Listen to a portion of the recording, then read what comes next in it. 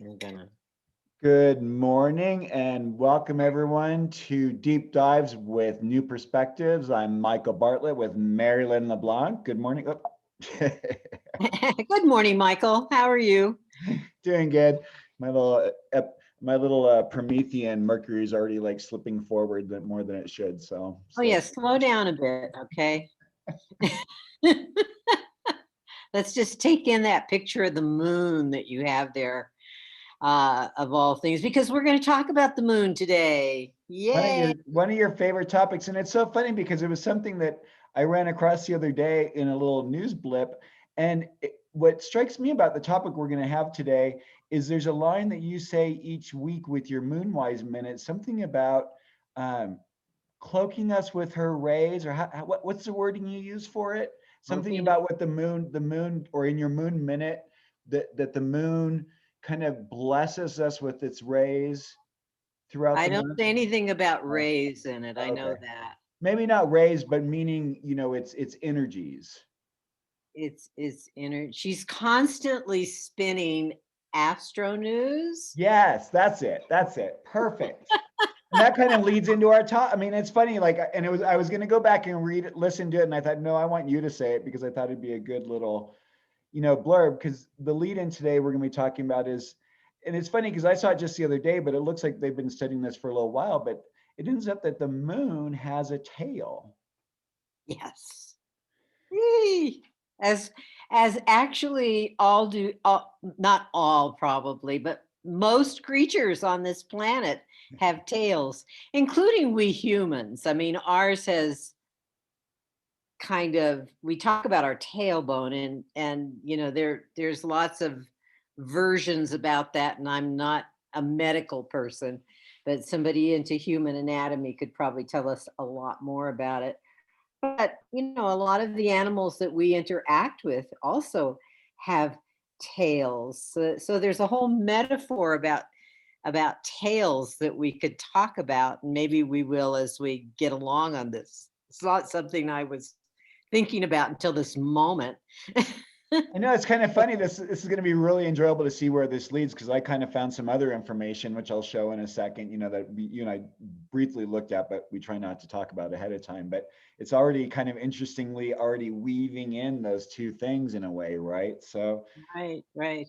Well, so astronomers have been looking, astronomers who like to focus on the moon have obviously been looking at this phenomenon for quite some time and have noticed, especially around new moons, that because of the solar winds and, of course, the movement of the planets and stuff, that there's this moon that they've been able to capture with the right kinds of cameras and telescopes, etc. And you see the picture there on the screen of that trail, and there's the Earth caught up in that trail. And we're approaching, as we're recording this Saturday, we have a new moon. And one of the things about the moon, and it's interesting that it has the moon, you have the picture of the moon and the Earth, is that there are times in the moon cycle when she is far away from the Earth as she can get, which we call perigee. I mean, apogee.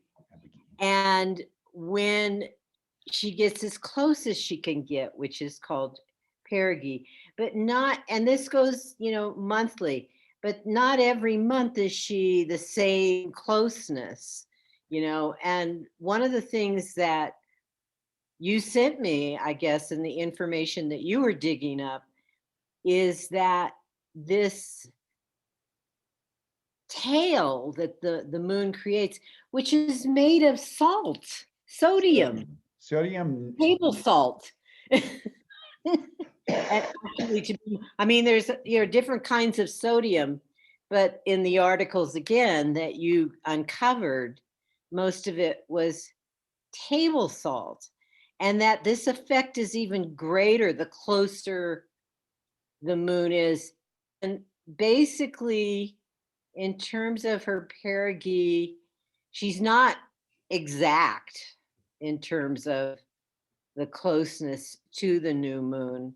But she's certainly within a close orb. And I haven't really studied the different orbs from month to month, but this information makes me think I have to do some more research on just perigee and apogee. Occasionally, when I'm writing the moon minutes, I have paid attention to it, but I don't have any firm things. But I do about the new moon. Mm. Lots of impulses come to us before and after the new moon. During that period, we'd literally call our balsamic phase, where we're getting our emotional body, our subconscious mind is bringing to the forefront new impulses, slightly different takes on things, or something about ourselves that we might typically ignore. But what I have learned is, oh yeah, that was coming to mind, and that's what this cycle is about. So it's reinforcing, digging into that area of my behavior and habits and attitudes, etc. And of course afterwards, it's still like more information is coming up in one's mind. And what's interesting, well, and goes to some other information that you have, but about the table salt. This is something that I have been dealing with lately in my own chemistry. Like, interestingly enough, last week, well, I've been on following that keto diet, but not strict. I mean, I've been following it, but not strictly for about a little over a half a year. And one of the things that you need to be careful about, depending on what you're eating, are your electrolytes, which are the minerals in our bodies, and salt being one of them. I mean, you've got potassium and um, magnesium. There's a bunch of them that come into that, and basically, when one of the symptoms of having low electrolytes are headaches, and the solution to getting rid of those is one of the simplest ones. You can buy in the health food stores, you can buy, containers full of what they call electrolytes, which have different minerals mixed together. But you can take table salt. I don't use just plain old table salt. I use sea salt. I use what I think is good sea salt, like Himalayan salt or Celtic salt. And actually, one of the remedies they say is, either take a chunk of Himalayan salt, because usually it's chunky. I mean, I guess some people have found ways of refining it, and you can just, suck on it for a while. Or you can take some sea salt, like a half a teaspoon, and mix it in some water and drink it. And lo and behold, the headaches disappear. And so basically, one of the things that I'm thinking is, as these new impulses are bombarding us with the new moon, for us not to get like, oh, I can't think about that. Oh my God, it's giving me a headache, or, metaphorically or whatever. And is that the moon is helping us. I don't, I'm sure that if we had a nutritionist who knew a lot about electrolytes and what they do for our body, would be able to add much more. Maybe you do. I don't know, Michael. Maybe you do, or maybe I don't know. But could add much more information to this. But I will say, and I'm just kind of jumping ahead a little bit. When you talked about at the beginning how Mercury plays a huge part in this. Well, recently on Moonwise, I did a session with a person, and I've recorded another session, which I'm not sure if I'll play this coming week is a new moon show. It might be the week after or 2 weeks from now, of looking in a person's chart at their moon and their Mercury together to more fully understand the level of consciousness that somebody is operating on. and the insights about them. And I've been doing this more recently, and I appreciate you sharing, bringing this up, because I'm sure it will add more. The insights into just the natal chart, not even what's going on presently, about consciousness that those two planets bring us is huge. I mean, I'm not even able, and usually Moon Minds is not even a half hour long, it's 26 minutes and seconds. And I am not able to cover the whole thing in a session with a person and have it on the air.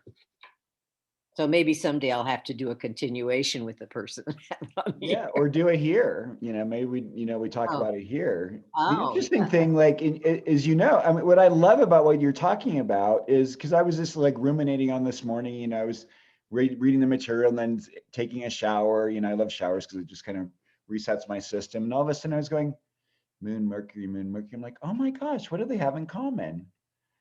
In esoteric astrology, they're ruled by the same ray. In esoteric astrology, we talk about the 7 rays, basically the building blocks of the universe. And so the 4th ray is this very interesting one that is called harmony through conflict. And when you think about it, what is it that gets us in, what I like to say, what is it that gets us into the most trouble in our lives, right? Our mouths and our emotions. And what have we been kind of weaving back and forth, right? In the beginning, you said about the moon's tail. Well, is it TAIL or is it TALE? Because Oh, emotions needing to be expressed, right? We need to talk about this. We need to, we get into trouble from sharing our feelings, right? As Scorpios, like we start sharing with some, light and airy Gemini about, like our Persephonean experiences of life, and they're like, they get a little scared, but they get excited too because it's a nice little inconjunct, which we talked about last week. But the other thing about Moon and Mercury is like our moods, right? All the different ways. And so when we think about the sodium, and then I read about it, and then I thought, well, I wonder if salt affects our moods. And you were actually just discussing that. And here it is. Here's a website. Oh, darn it! I need to trying to move this thing up so people can read it because our faces are right over it. But here's this website that talks about it. You can obviously link up on it. But yeah, antidepressant. Yes. so, what do we do when we modulate? What do we, because these, when these two are working together properly, what do we do when we modulate? What do we do when we are adequately and appropriately expressing our emotional nature? How do we share our emotional nature without denigrating, denying, or any other way of like making someone else's experience untrue? This is like such a huge, and this is really what's up and away with the world right now, right? How do we relate to one another? How do we share who we are and our emotional selves with others that allows for a free and wonderful expression of like, oh well, this is who I am, and oh well, this is who I am, and oh my God, isn't that beautiful? Right. Right. So you're what you're saying, and I'll reinforce that is, uh, gosh, you could even start right now. I mean, it's Tuesday, Saturday's a new moon. Start really tapping in, or journaling at the end of the day or at the beginning of the morning. The mood, what mood do you go to bed with, and what mood do you wake up, and what moods showed up during the day? I mean, were you up, were you down, were you even, were you, and you could put those into emotional terms. How prevailing was happiness? And the other thing that's really wonderful about these two things, and what I think is the hardest part for us as human beings to understand, is these are the two most fleeting, meaning the most fastest moving planets in or bodies in our astrology and in our solar system for what we experience here on Earth. And so are our moods. For those of us, who have fixed moons, like if we have, and same with Mercury, if we have like a Scorpio, Aquarius, Leo, or oh God, what's the last one? I always get one of the 4 out. Taurus. Taurus. Taurus. We can be so set in our ways that we don't want to hear anyone else tell us what we need to do or how to be it or anything. But the truth is, we need to kind of be broken up. We need to understand what it is it's doing. And incidentally, Taurus and Scorpio are also 4th ray signs. So whenever you have Mercury and the moon in Scorpio or Taurus, hello, you and I Scorpio moons, right? it's really about learning. It's like, I've said this many times. I love the line Aaron Sullivan says, like, Scorpio has to get sick and tired of itself. That's what harmony through conflict is, right? You have to kind of wear yourself out. And, we wear our friends out, we wear our relatives out. The people who really love us and adore us are going to stick in because they know we're worth it. But everyone else is like, oh my God, that is just exhausting. And until we get to that place of being exhausted by ourselves and let go of it, then we step into a whole new way of experience with other people and with ourselves, right? Exactly. Well, it's interesting because I haven't really gotten into I dabbled in it years and years ago, but left it. But this is very insightful, because with that fourth ray, when I'm in conflict with somebody, um, I am, and I always thought it was my Libra rising, but now I can see where the moon comes into it as well. I always think of, okay, how can I be in harmony with this person? How can I make it, how can I make this work?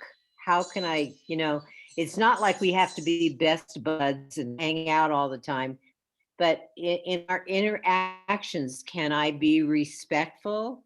Can I hear that person? Can I treat that person in a way that I want to be treated?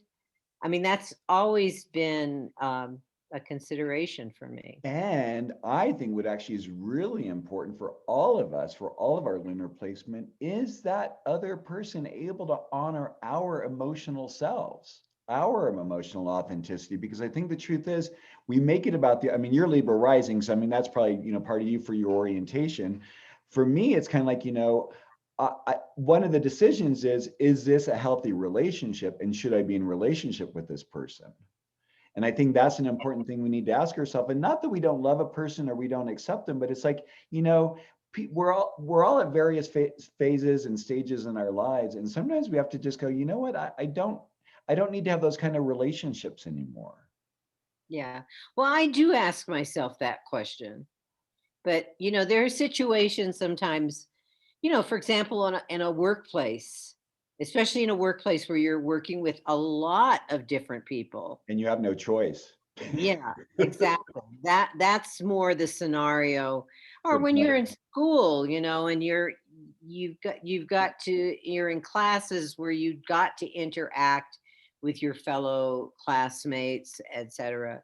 Um, it's in that arena. But yes, I know on a personal level what you're saying, where you don't have, that person does not have, you do not have to interact with that person. No, and And sometimes yeah, I think what the common, I think what they say nowadays is kind of like throwing shade. Sometimes it's like, and it's funny, it's like, how do we, and this goes back to maybe, the balsamic moon, and the new phase moon, is that, how do we can't ever, just like the sun can't stop shining, we can't stop radiating our light to other people, but we might pull it back a little bit, or we might deflect it in a way where it's like, I see you, I recognize you, and I don't really want to engage with you on a level, anything other than what we have to on a professional level. And I think sometimes, and this is where these two planets come in handy, is how to say that, owning one's emotional authenticity, but being able to state it in a professional manner. Be able to say, you and I might not see eye to eye about things, but since we work together, let's try and find a way to operate. I don't know about you, but I've had many of these types of conversations with people over the course of my life. And then I can see whether that person is going to step up to the plate, whether they're going to perceive me as an enemy, or whether they're going to, allow me to be who I am, and they learn that they get to be who they are, and that doesn't mean we have to be in war with one another. It's very interesting how it kind of comes up, because I really feel that those of us who have scorpionic planets, it's like dropping a scorpion in the middle of the room and seeing who's going to react first. People are going to react. There's a vibration to the Scorpio energy that awakens. And, and especially if you have Mercury, in relationship with a Scorpio moon, or you have a Scorpio Mercury, you're going to be stating things to people. It's a little bit like almost like a Sagittarian energy, right? You're going to be stating things and you can't really help it. All right, Michael, you're forgiven.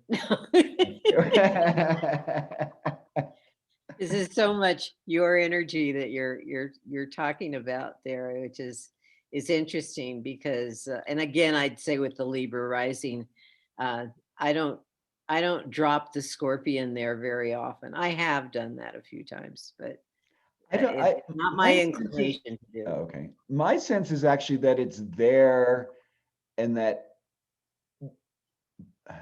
it's not purposely thrown in there, it's energetically there. And how are people going to react to us? I mean, that's the hard part, I think, for those of us who have these kind of placements when we're young. People have a reaction to us that we don't understand. And as a child, you're not sitting there going, oh, I'm throwing a scorpion. You're just being yourself. I mean, you're just pulsing at this. I mean, I really think, these are 4-3 energies. You're pulsing. These are magnetic energies. You're drawing experiences of yourself. You're drawing relationships. You're drawing these things that are, because we don't look at life in the same way as other people. Well, this is personally very insightful because one of my brothers is a Scorpio moon as well. And I would say that he did that all the time. He put the he put the Scorpio out there, and it was basically, I mean, and he's 7 years older than I am. Mm. And so as a young child, I had many occasions where I'm going, I'm never going to be like that. I'm never. And so, I suppressed a lot of my Scorpio energy in my youth. Can I ask you something? Yes. Do you think it had any less presence in your relationships because it was suppressed? Oh, yes. Well, it did in the sense that I suppressed it with other people.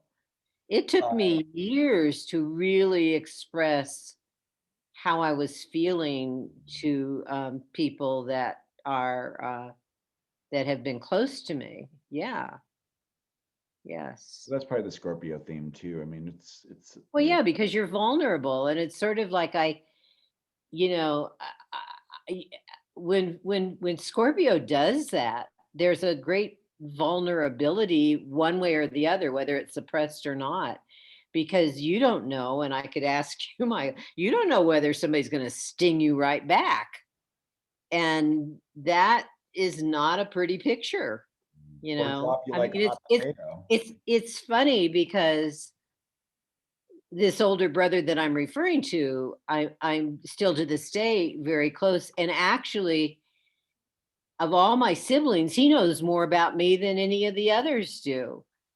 And yet there were times in our childhood where I mean, just to tell you, I mean, we would fight, physically fight. And I would tell my mother when she was leaving. I mean, my father and my mother were divorced. And I would say, don't you dare leave us alone because one of us will be dead when you get back. And I meant it. That says Scorpio moon. One of us will die. Exactly. Exactly. But that was my anger level, you know. But how wonderful in a way. I remember hearing a talk that Laura Nalbandian gave, because she has a son who's Scorpio moon, and she said that when her son was younger, that he'd like go and he'd pick up like a big piece of furniture and he'd go, "Look, mom, look how strong I am." And she would go like, "Wow, look how strong you are," like this acknowledgement, because there is this power, there is this, and I think when it gets turned inward, it becomes a rage, it becomes an obliterating pain. I mean, I know for me, like because it was such a power play in my childhood, I mean, there was a lot of incredible emotional and physical abuse, that there were a lot of times that I really, to be honest, didn't even want to be on the planet anymore. Thank God for that Neptune there in my 12th house that got me to disappear into some kind of realm that allowed me to believe that it was worth sticking around. But Right. Time to be invisible. Out of here. Yeah, the funny ways in which, those of us think that we can be invisible, and we're really not. That reminds me of images where you see a young kid supposedly hiding behind a drape and you see the feet sticking out.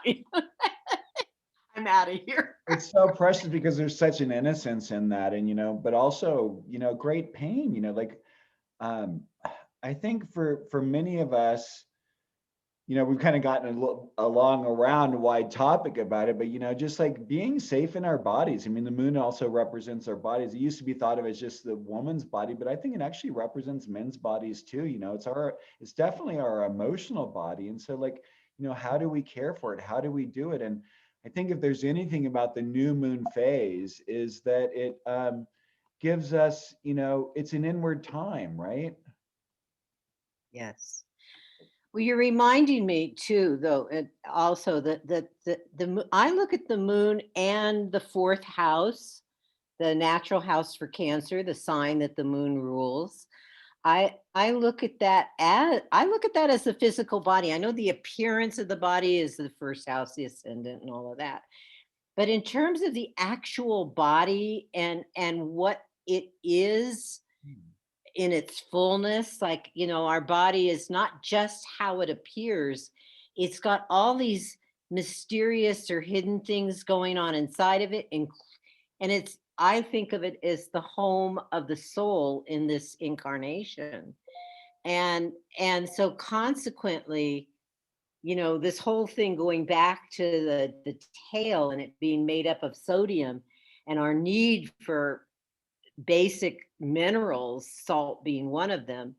um, I just see this as core to our bodies, and the fact that, if you think about the body and you think about the fourth house, you think about the sign of Cancer, all in the natural zodiac together, that we're born into a family. Our bodies represent that physical family. We look like certain, maybe in some cases we look like certain relatives of the family, not so much the mother or father, or a combination of both, but we actually, come from our mother's bodies, but there was the influence of the father in terms of the formation of our bodies. And um and then it's those two parents who impact, and if there's other siblings, all the members of the family who impact our daily habits, which are the moon, and talk about our behavior, which is the moon. I mean, the formation is so basic. Even children who are put up for adoption, and I have some very close friends actually who are adopted, and have sought their biological parents as well. And there are remarkable things. I mean, that's a whole other interesting astrological study that could be done, because there's connections to the adopted parents, but in terms of the basic body, there's strong connections to the biological parents.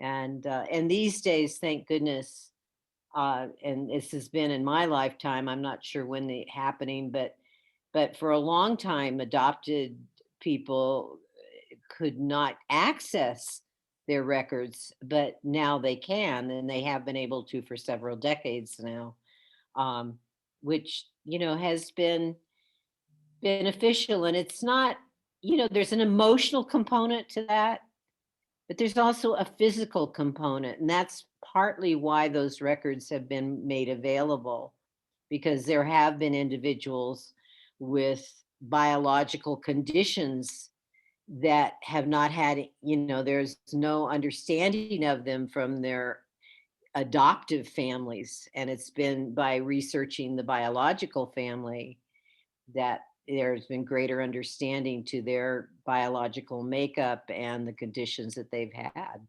Mm.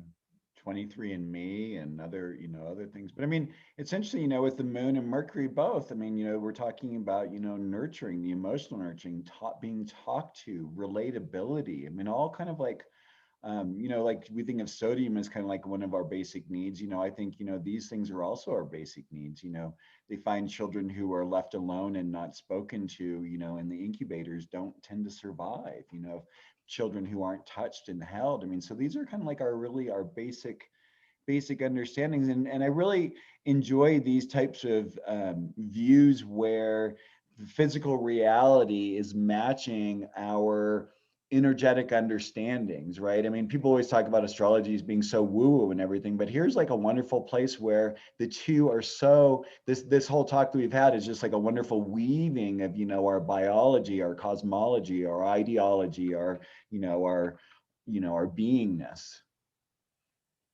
Yeah, we are the physical world as we know it is more amazing than you or I and most people on the planet understand. Yes, dear Horatio.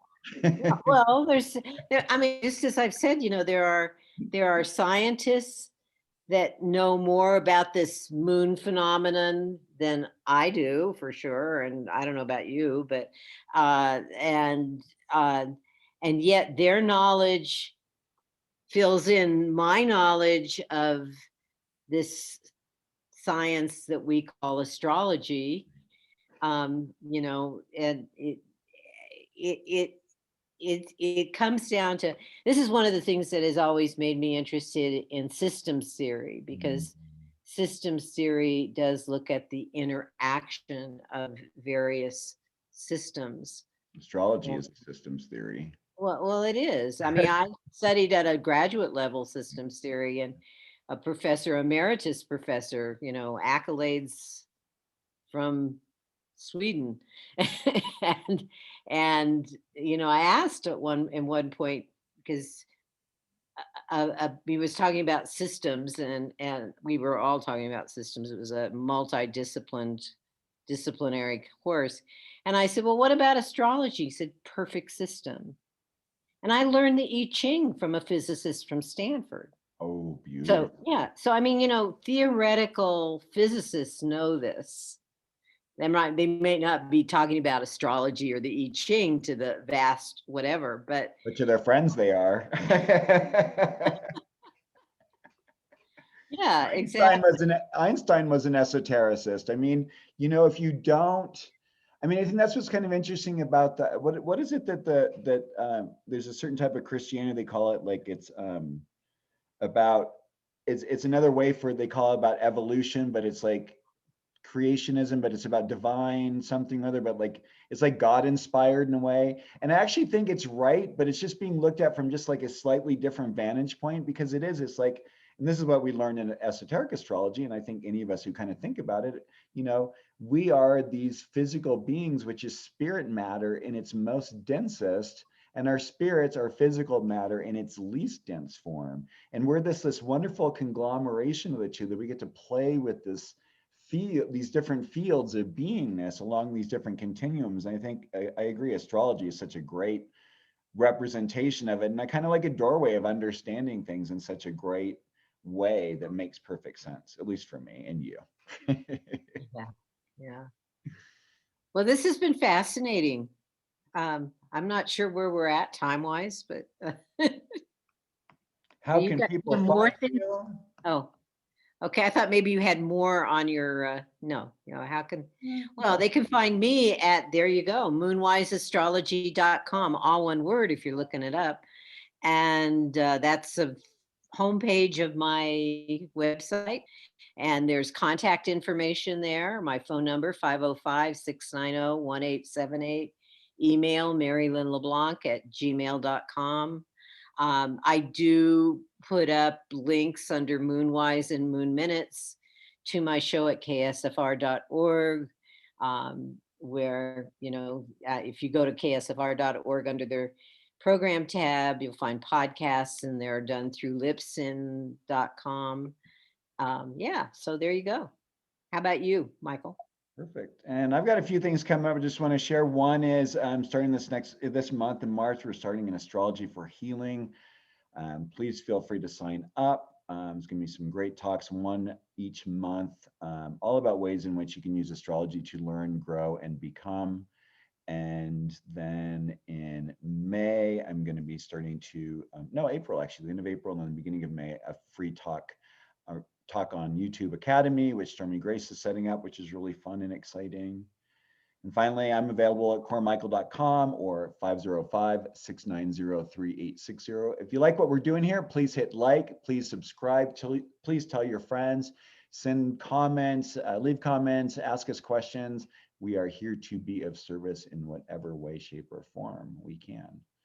Thanks a lot and great seeing you again, All Merrylin. right. Good seeing you too, Michael. Have a good week. All right, Bye-bye. bye-bye.